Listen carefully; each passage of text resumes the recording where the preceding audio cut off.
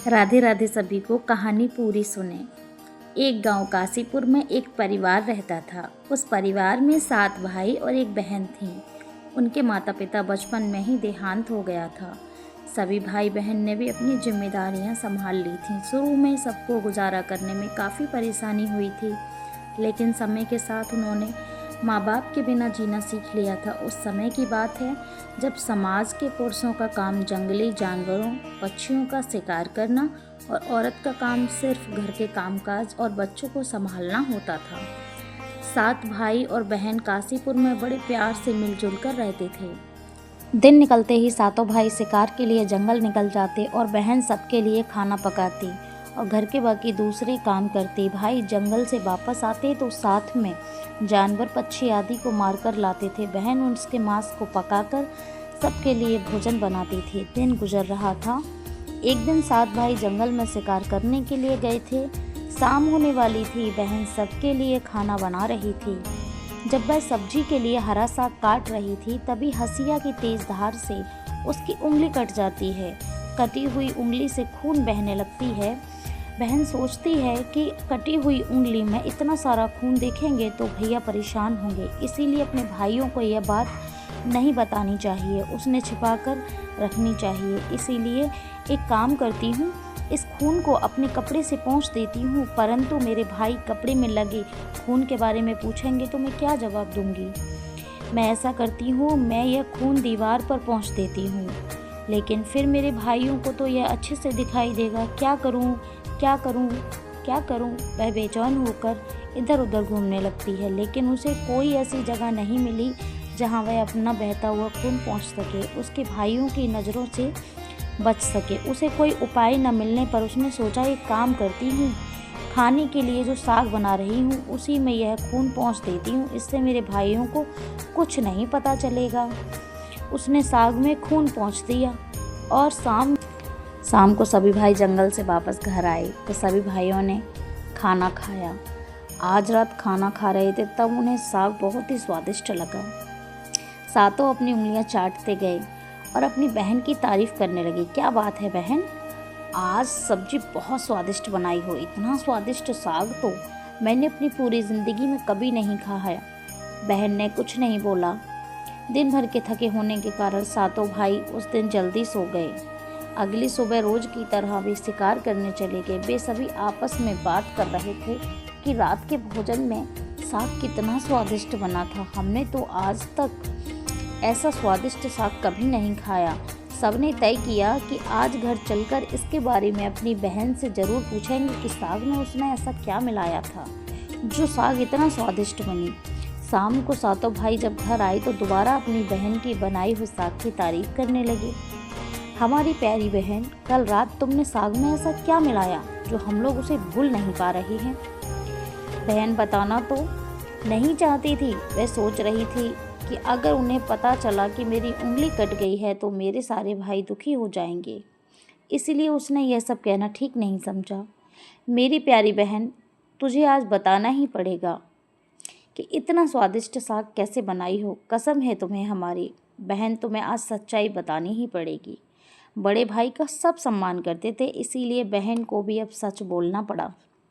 उसने धीरे धीरे सारी बात बताते हुए कहा, भैया जब मैं साग काट रही थी तब मेरी उंगली कट गई और बहुत सारा खून बहने लगा। फिर मैंने आप लोगों से छुपाने के लिए खून को साग में ही पहुँच दिया। मुझे लगा आप लोग यह बात सुनकर बहुत दुखी हो जाएंगे। यह बात बड़े भाई को बहुत ज़्यादा अजीब लगी कि इसका खून इतना स्वादिष्ट है तो इसका मांस कितना स्वादिष्ट होगा। खाना खाने के बाद जब सातों भाई सोने चले गए, सभी भाई कमरे में पहुंच गए, उसके बाद बड़ा भाई सभी भाइयों से कहने लगा, अरे भाइयों, हमारी बहन के खून की बूंदें इतनी स्वादिष्ट हैं तो सोचो उसके शरीर का मांस कितना स्वादिष्ट होगा। और भाई बोले, हाँ भाई, बिल्कुल सही कह रहे हो, मैं भी आपसे यही बात कहने वाला था। सभी भाई अपने बड़े भाई की बातों से सहमत होते हैं, लेकिन छोटे भाई इस बात का विरोध करते हुए कहता है, भैया आप लोग यह क्या बात कर रहे हैं। छोटी लाडली बहन को काट कर खाने की बात कर रहे हैं। आप लोगों को शर्म नहीं आती भैया। अरे छोटे, तुझे कितनी बार कहा है जब दो बड़े आपस में बात कर रहे होते हैं तो छोटों को बोलना नहीं चाहिए।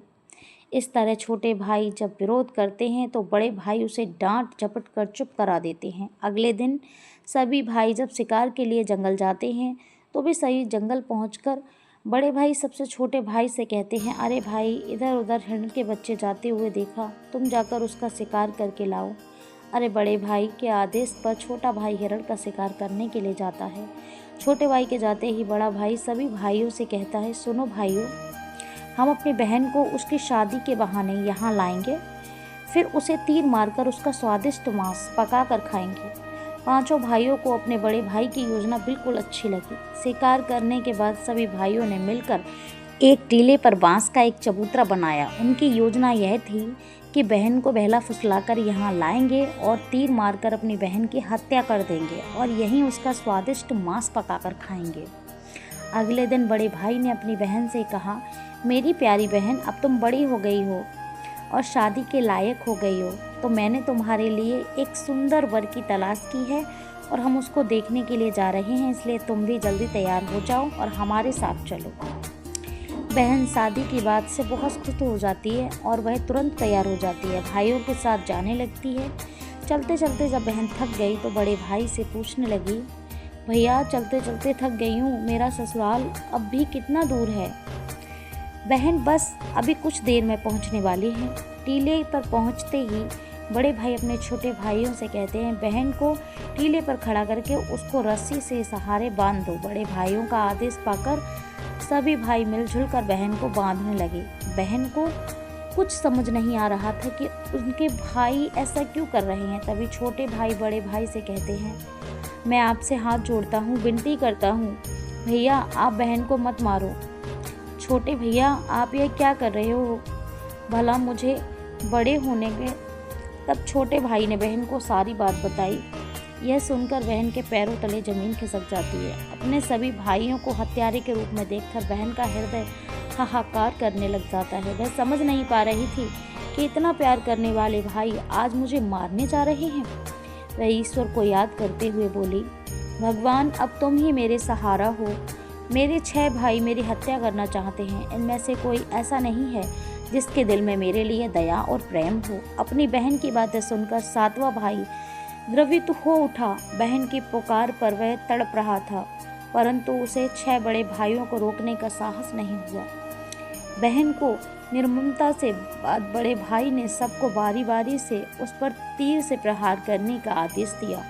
बड़ा भाई सबसे पहले हाथों में धनुष लेकर जब अपनी बहन पर प्रहार करने के लिए गया, तब बहन भाई से हाथ जोड़कर कहने लगी, मारो भैया, छाती में लक्ष्य करके मारो, छाती में लक्ष्य करके मारो, मारो भैया मारो, छाती में लक्ष्य करके मारो।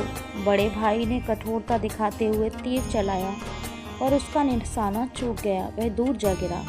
उसके बाद दूसरा भाई आया और वह तैयार हुआ। बहन ने उसके आगे भी हाथ जोड़कर वही बात बोली, मारो भैया मारो, छाती में लक्ष्य करके मारो, मेरा छाती में लक्ष्य करके मारो, मारो भैया मारो, छाती में लक्ष्य करके मारो। इसी तरह एक एक करके सभी भाइयों ने बारी बारी से बहन की छाती में लक्ष्य करके तीर मारने की कोशिश की, परंतु बहन हर बार यही कहती रही। 6 भाई तीर मारने में असफल रहे। अब 7वें भाई की बारी थी। सभी भाई छोटे भाई के पास गए। बड़े भाई ने छोटे भाई से कहा, छोटे, अब तू निशाना लगा। नहीं भैया, मैं निशाना नहीं लगा सकता, मैं अपनी बहन को नहीं मार सकता। देख छोटे, अगर तू निशाना नहीं लगाओगे तो तुम्हारा निशाना चूक गया तो हम सभी भाई मिलकर बहन के साथ तुम्हें भी मार देंगे। बहन ने छोटे भाई की जान के बदले अपनी जान न्यौछावर करने और अपने छोटे भाई को बचाने का निश्चय किया। कहा कि मारो भैया, मुझे मारो, छाती में लक्ष्य करके मारो, तुम्हारा तीर मेरी छाती में लग जाएगा, मारो भैया मारो। छोटे भाई ने रोते रोते तीर चलाया और उसका तीर बहन के छाती में जा लगा। तड़प उठी, झटपटाने लगी, उसके बाद प्राण निकल गए। छोटा भाई बहुत ही दुखी था, वह अपने अंदर घुसकर रह गया। उसने मिलकर अपनी बहन को नीचे उतारा। 6 भाइयों ने मिलकर बहन के शरीर के टुकड़ों में काटने लगे। छोटा भाई वहाँ पर आया और कहने लगा, मेरे बहन के शरीर को मत काटो, मेरे बहन के शरीर को मत काटो। बड़ा भाई, इसको यहाँ से हटाना पड़ेगा। हाँ, इसको लकड़ी के लिए भेज दो। वह भी छोटा था, रस्सी लेकर कैसे लकड़ी लाता? फिर हम आराम से बहन के शरीर के टुकड़े टुकड़े कर पाएंगे। सुन छोटे, यह रस्सी ले जा और बहुत सारी लकड़ियाँ जल्दी लेकर आ। अगर नहीं लाया तो तुझे भी मार कर खा जाएंगे। अब छोटा भाई जंगल की तरफ चला जाता है और बहुत सारी लकड़ियाँ इकट्ठी कर लेता है। उसके बाद सारी लकड़ियाँ इकट्ठी करने के बाद जब वह उसे बांधना चाहता है तो बांध नहीं पाता है, क्योंकि रस्सी बहुत छोटी होती है। उसके भाइयों ने उसे छोटी रस्सी दी थी, जिसकी वजह से वह लकड़ियों को नहीं बांध पाता।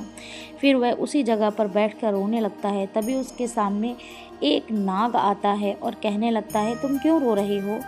मुझे बड़े भाइयों ने लकड़ी लाने को कहा है और रस्सी बहुत छोटी है। अगर मैं यह रस्सी इन लकड़ियों में लगा के नहीं ले जा पाया तो वह मुझे जान से मार देंगे। तो सांप कहता है, तुम रो मत, मैं तुम्हारी मदद करता हूँ। तुम्हारी लकड़ियों को अपने शरीर से लपेट लेता हूँ, लेकिन तुम लकड़ियों को ले जाकर चुपके से रखना। फिर सांप ने लकड़ी को अपने शरीर से लपेट लिया। फिर छोटा भाई लकड़ी लेकर आ गया। छोटा भाई जब बड़े भाई के पास गया तो बड़ा भाई ने कहा, तू इतनी जल्दी कैसे आ गया? तुझे तो लकड़ियाँ लाने भेजा था ना? बड़े भैया, मैं लकड़ियाँ ले आया हूँ। बड़े भाई ने देखा तो सच में छोटा भाई बहुत सारी लकड़ियाँ ला दी थी। बड़े भाई ने सोचा, यह तो फिर से काम करने नहीं देगा, इसको और किसी काम में उलझाना पड़ेगा। इसको मैं छेद वाला मटका दे देता हूँ, पानी लाने के लिए कहता हूँ। फिर देखता हूँ छेद वाला मटका में कैसे पानी ला पाता है यह। तुम इस मटके को ले जाओ और नदी से पानी लेकर आओ। अगर तुम मटके से पानी नहीं ला पाए तो मैं तुम्हें मार डालूंगा। भैया, पर इस मटके में तो 4 छेद हैं, छेद वाले मटके से पानी ला पाऊंगा? मैं कुछ नहीं जानता, तुम्हें इसी मटके से पानी लाना होगा। फिर छोटा भाई नदी की तरफ चला जाता है। वह नदी पर जाकर रोने लगता है। कछुआ से बाहर आता है, तुम क्यों रो रहे हो? मेरे बड़े भाई ने मुझे इस छेद वाले मटके में पानी लाने को कहा है। मैं छेद वाले मटके में पानी कैसे ले जा सकता हूँ? तुम्हारी मदद कर सकता हूँ, ऐसा कछुआ ने कहा। मटके में घुसकर छेद वाले जगह में चिपक जाता है। पानी बाहर नहीं आने देता और आराम से पानी ले जा सकते हो। कछुआ मटके में घुसकर छेद वाली जगह पर जब चिपक जाता है तो छोटा भाई नदी से मटके में पानी भर लेता है और पानी भरते समय 2 मछली और एक केकड़ा पानी के साथ मटकी में घुस जाते हैं। छोटा भाई पानी लेकर आता है तो देखता है उसके बड़े भाई लोग बहन के मांस को बड़े शौक से पका रहे हैं। वह सोचने लगा, लोग बहन का मांस पका रहे हैं, पकाने के बाद सभी लोग खाएगा और मुझे भी खाने के लिए बोलेगा, लेकिन मैं अपनी प्यारी बहन का मांस नहीं खा पाऊंगा और अगर नहीं खाऊंगा तो अन्य भाई मुझे जान से मार देंगे। अब मैं क्या करूं? तभी उसे मटके में 2 मछली और केकड़ा दिखाई देता है। चुपके से बनते हुए मांस में अपने साथ लाई हुई केकड़े कढ़ाई में डाल देता है। खाने का जुगाड़ कर लिया। जब चावल और मांस तैयार हो जाता था, छोटे भाई ने पहले ही अपने बैठने के स्थान पर एक छोटा सा गड्ढा खोद लिया था। जब सभी लोग खाना खा रहे थे तब इससे सबसे छोटा भाई अपनी बहन के मांस को चुपके से गड्ढे में डाल देता है और मछली चावल खाने लगता है। जब सभी लोग बहन के मांस को खा लेते हैं, जब सभी लोग बहन के हड्डियों को खाते हैं तो छोटा भाई केकड़े को खाता है। जब सभी ने बहन के शरीर का मांस खाकर अपना पेट भर लिया तो बड़े भाई ने 7वें भाई को कहा कि सुन छोटे, सारा झूठन साफ कर दो। छोटा भाई को बची कुची हड्डियां और शरीर का अन्य भाग है, इनको इकट्ठा करके ज़मीन में गाड़ दे, ऊपर से मिट्टी डाल दे। दिन बीतते गए। कुछ वर्ष के बाद जहाँ पर मिट्टी में बहन के मांस के टुकड़े और हड्डियाँ गड्ढे में डालकर मिट्टी डाल दिया गया था, उस स्थान पर एक बहुत सुंदर बांस का पौधा उगा। धीरे धीरे वह बांसों का एक झुंड तैयार हो गया। एक बार एक महात्मा उसी रास्ते से जाते हैं। जब उन्हें बांस का दिखाई देता है तो वह उस बांस के टुकड़े से एक बहुत ही सुंदर बांसुरी बनाते हैं। वह उसे बजा बजा कर दिन भर लोगों के घर जाकर भिक्षा मांगते हैं और बदले में खूब सारा उपदेश देते थे। महात्मा भिक्षा मांगने के लिए उसी गांव काशीपुर में गए जहां उसके भाई भाभी रहते थे। उस समय सभी भाइयों की शादी हो चुकी थी, जबकि सबसे छोटा भाई कुंवारा था। जब महात्मा सबसे बड़े भाई रमेश के घर गए और बांसुरी बजाते हुए भिक्षा मांग रहे थे, तब बांसुरी से आवाज़ आ रही थी, यही है दुश्मन सबसे बड़ा, रमेश के घर नहीं बजा रे। बांसुरी दया प्रेम सब छोड़कर रिश्ते में यही दाग लगाया। नहीं बजा रे बांसुरी, यही है दुश्मन सबसे बड़ा। बांसुरी से बार बार निकल रही इस तरह की आवाज़ से रमेश के पसीने छूटने लगे। उसने अपनी पत्नी से महात्मा को तुरंत भिक्षा देकर विदा करने को कहा। उसकी पत्नी ने जल्दी से भिक्षा देकर महात्मा को जाने को कहा। इसी तरह महात्मा सभी बड़े 6 भाइयों राजेश, सुरेश, दिनेश, महेश और राकेश अरुण के द्वार पर गए। भिक्षा मांगते सभी के कदम रखते ही बांसुरी के समय यह आवाज़ आने लगती। उन्होंने भी दया न दी, पत्नी को ही तुरंत भिक्षा देकर पत्नियां विदा कर देती। बाजो रे बांसुरी बाजो रे। सबसे छोटे भाई अरुण के घर मन की बात मन में छुपाकर युग युग से रखा है राज, और बांसुरी यही है मेरे सबसे प्यारे भैया का घर। महात्मा बांसुरी से इतनी प्यारी और दिलचस्प आवाज़ आते ही अरुण ने उन्हें सम्मान के साथ अपने घर में बैठने के लिए और जलपान से उनका आदर किया। उसके बाद बांसुरी के विषय में चर्चा होने लगी। महात्मा जी ने अपने यह बांसुरी कहाँ से ली है? बालक, जब मैं रास्ते में आ रहा था तो मुझे एक बांस का पौधा दिखा।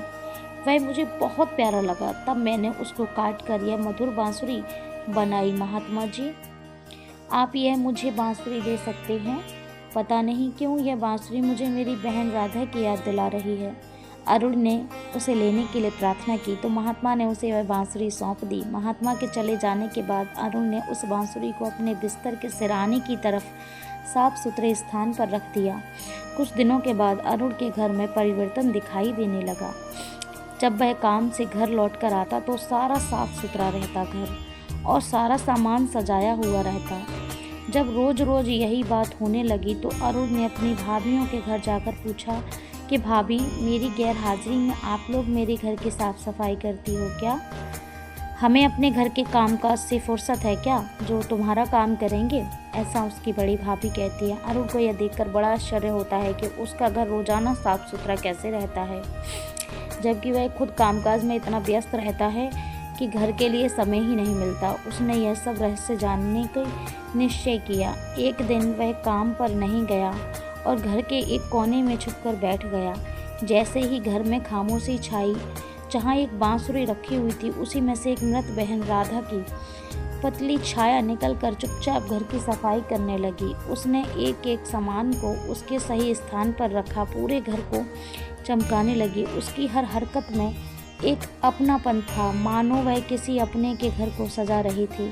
युवती ने धीरे धीरे अपना काम किया और फिर जैसे ही आई वैसे ही समा गई। अरुण ये सब देखकर हिल भी नहीं पा रहा था। जब वह पूरी तरह बांसुरी में समा गई तब जाकर उसने राहत की सांस ली। अगले दिन वह तुरंत जंगल में एक प्रसिद्ध बाबा साधु शंकराचार्य के पास पहुंचा और उसने साधु बाबा को बताया, महाराज, मेरा घर अपने आप साफ हो जाता है। मेरी बहन राधा जैसी दिखने वाली एक छाया एक बांसुरी से निकलती है और मेरा घर पूरा साफ कर देती है। उसके काम करने के तरीके से पूरा अपनापन होता है। साधु बाबा शंकराचार्य ने ध्यान से उसकी बातों को सुना और फिर गंभीरता से बोले, बेटा, यह कोई साधारण घटना नहीं है। मैं तुम्हें एक उपाय बताता हूँ, तुम ध्यान से सुनो।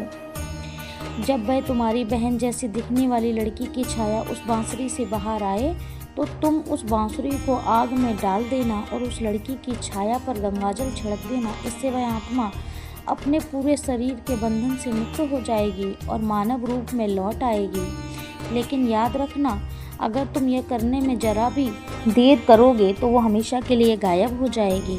अरुण ने बाबा साधु शंकराचार्य की बात को गंभीरता से लिया। उसने तय किया कि वह अगले दिन ही यह उपाय करेगा। अगले दिन भी वह काम पर नहीं गया और फिर उसी जगह पर छुपकर बैठ गया। इस बार वह अपने से ज़्यादा सतर्क था और उसकी आंखें बांसुरी पर टिकी थीं। तभी वह हल्की सी सरसराहट हुई और बांसुरी से वही रोशनी निकली। धीरे धीरे उसकी बहन राधा फिर से प्रकट हुई। उसने हमेशा की तरह घर की सफाई शुरू कर दी और जैसे ही युवती ने अपना अंतिम काम पूरा किया, वापस बांसुरी की ओर बढ़ी। अरुण ने झटपट बांसुरी को उठाया और आग में डाल दिया। बांसुरी जलते ही उसमें से एक तीव्र रोशनी फूटी, पूरे कमरे में उजाला हो गया। युवती अचानक रुक गई। तभी अरुण ने अपनी समय गंवाए बिना तुलसी गंगाजल छिड़क दिए। जैसे ही तुलसी गंगाजल की बूंदें उस लड़की की छाया के ऊपर पड़ी, अचानक एक चमत्कार हुआ। धीरे धीरे वह मानव रूप में परिवर्तित होने लगी। अरुण एकदम चौंक गया और वह अपनी आंखों पर विश्वास नहीं कर पा रहा था, जैसे वह एक दर्दनाक हादसे में हमेशा के लिए खो चुका था। आज फिर से उसके सामने खड़ी थी। आंसुओं की धारा उसकी आंखों से बहने लगी और वह अपनी बहन राधा से लिपट गया। राधा भी भाई के गले लिपट कर जोर जोर से रो पड़ी। दोनों एक दूसरे को देखकर फूट फूट कर रो रहे थे। अरुण और अपनी राधा बहन का हाथ थामे, जैसे ही वह कभी दोबारा खोना नहीं चाहता था। अरुण ने तय किया कि वह अपने 6 भाइयों को उनके पापों का एहसास कराएगा। अरुण ने पूरे काशीपुर गांव वालों को इकट्ठा किया। उसके चेहरे पर दर्द और आंखों में आंसुओं की धारा बह रही थी। उसने कांपती आवाज में कहना शुरू किया, आज मैं आप सभी को एक बहुत बड़ा सच बताने जा रहा हूँ। एक ऐसा सच जिसे सुनकर आपके रोंगटे खड़े हो जाएंगे और आपको अपने परिवार से भरोसा उठने कि कोई अपनों के साथ भी ऐसा कर सकता है। लेकिन मैं ऊपर वाले से यही दुआ करता हूँ कि ऐसा किसी के साथ ना हो। अरुण ने बताया कि आरंभ किया, मेरी बहन राधा जो बरसों पहले मर चुकी थी, उसकी मौत कोई हादसा नहीं थी, बल्कि मेरे अपने 6 भाइयों ने, रमेश, सुरेश और दिनेश, राकेश, महेश ने उसे शादी का झांसा देकर जंगल में ले गए। मेरे ही हाथों राधा की हत्या करवा दी। इतना ही नहीं, उन्होंने उसके शव के टुकड़े करके उसके मांस को पकाकर खा लिया। इतना सुनते ही गांव वालों की सांसें थम सी गईं। फिर अरुणा बोली, लेकिन पता नहीं यह ईश्वर का कैसा चमत्कार है। मेरी बहन राधा को बरसों पहले इस हादसे का शिकार हो गई थी। वह आज भी हम लोगों के बीच बिल्कुल सही सलामत है। इतना बोलकर अरुण ने अपनी बहन को आवाज़ दी, आओ राधा, सबके सामने आओ। राधा धीरे धीरे आगे बढ़ी। जब वह सबके सामने आई तो उसे देखकर सभी की आंखें फटी की फटी रह गईं। किसी को अपनी आंखों पर यकीन नहीं हो रहा था कि जो लड़की बरसों पहले मर चुकी थी, वह आज उन सबके सामने खड़ी है, बिल्कुल वैसे ही जैसे पहले थी। किसी को भी इस पर चमत्कार पर भरोसा नहीं हो रहा था, लेकिन सच तो यही था कि उसका पुनर्जन्म हुआ था। गांव वालों को अरुण की बातें सुनकर और उसकी बहन के अत्याचारों को देखकर सभी की आंखें नम हो गईं। राधा के पुनर्जन्म की बात पर जब 6 भाई तक पहुंचे तो मानो जैसे उनकी जमीन खिसक गई हो पैरों से। इधर गांव वाले आपस में कह रहे थे कि इन दरिंदों को समाज में रहने को कोई अधिकार नहीं है। जो अपनी बहन को मारकर खा सकते हैं, वो गांव वालों को भला कैसे सुरक्षित रख सकते हैं। अभी इन राक्षसों को गांव से बाहर निकाल देना चाहिए। अब लोगों का गुस्सा 7वें आसमान पर था और गांव के बड़े बुजुर्गों ने विचार किया कि हमें इन पापियों को सजा देना ही होगा। अगर आज इन्हें छोड़ दिया गया तो पता नहीं यह किस किस के साथ ऐसा करेंगे। यह सोचकर सभी बड़े बुजुर्ग आदेश पाकर गांव के लोग 6 भाइयों रमेश, सुरेश, दिनेश, राकेश, महेश के घर गए और उनके घसीटते हुए सभी के सामने लाए। डर के मारे सभी भाइयों की हालत पहले ही बहुत ज़्यादा खराब हो चुकी थी। तब जाकर गांव वासियों ने फैसला सुनाया कि दुराचारियों को दंडों से पीटते हुए गांव की सीमा तक छोड़ा जाए। और याद रखिए, आज के बाद यह कभी भी इस गांव में दिखाई नहीं देने चाहिए। इतना सुनते ही 6 भाई गांव वालों के सामने गिर गिर कर अपनी ज़िंदगी की भीख मांगने लगे। लेकिन उनकी काली करतूतों को जानने के बाद किसी को भी उन पर दया नहीं आई। यहाँ तक कि उनकी पत्नियाँ भी घिनौनी हरकतों को जानकर उनको हमेशा के लिए छोड़कर अपने मायके चली गईं। इधर लोगों की आंखों में गुस्से की ज्वाला भड़क रही थी। अब 6 भाइयों ने को डर लगने लगा कि आज उनकी ज़िंदगी का आखिरी पल है और अब उन्हें बचाने के लिए कोई आगे नहीं आएगा। यह सोचकर उनका रो रो कर बुरा हाल हो गया था। लेकिन तभी उनकी ऐसी दुर्दशा और बेबस हालात को देखकर राधा से रहा नहीं गया और वह उनको बचाने के लिए आगे आई और रोते हुए गांव वालों से बोली, मानती हूँ मेरे भाइयों की गलती माफ़ी के लायक नहीं है, लेकिन ये हैं तो मेरे भाई ही ना। गलती का इन्हें एहसास हो गया। आप सभी से हाथ जोड़कर विनती है, इन्हें माफ़ कर दीजिए। ये सुधरना चाहते हैं। राधा को रोते हुए गांव वालों ने मिन्नतें कर रही थी। यह सब देखकर 6 भाइयों को हृदय कांप उठा। वे आपस में एक दूसरे से कहने लगे कि जिस बहन के ऊपर हम लोगों ने इतना अत्याचार किया, आज वही हमें बचाने के लिए सामने खड़ी है। उन्हें अपनी गलती पर गहरा पश्चाताप था। वे फूट फूट कर रोने लगे। राधा अपने भाइयों के प्रति क्षमा भाव को देखकर गांव वालों का हृदय भी पिघल गया। उन्होंने भाइयों को माफ़ कर दिया। भाई को रोते हुए देख राधा बहुत ज़्यादा रोने लगी और तभी सभी भाई रोते हुए राधा के सामने हाथ जोड़कर अपने किए की माफ़ी मांग रहे थे और अपनी गलतियों को कोस रहे थे। राधा से भाइयों की आंखों में आंसू देखे नहीं गए और वह खुशी खुशी अपने भाइयों को माफ़ कर देती है और सभी भाई बहन लिपट कर रो पड़े। यह सब देख गांव वालों की भी आंखों में झलक आते हैं आंसू और फिर सभी राधा को लेकर फिर से प्रेम पूर्वक स्नेहपूर्वक रहने लगते हैं और उसका ध्यान रखने लगते हैं। आप लोगों को कैसी लगी यह कहानी प्लीज़ कमेंट में बताएं और मेरे चैनल को ज़रूर सब्सक्राइब करें। अगर अच्छी लगी हो तो एक प्यारा सा कमेंट करें। राधे राधे।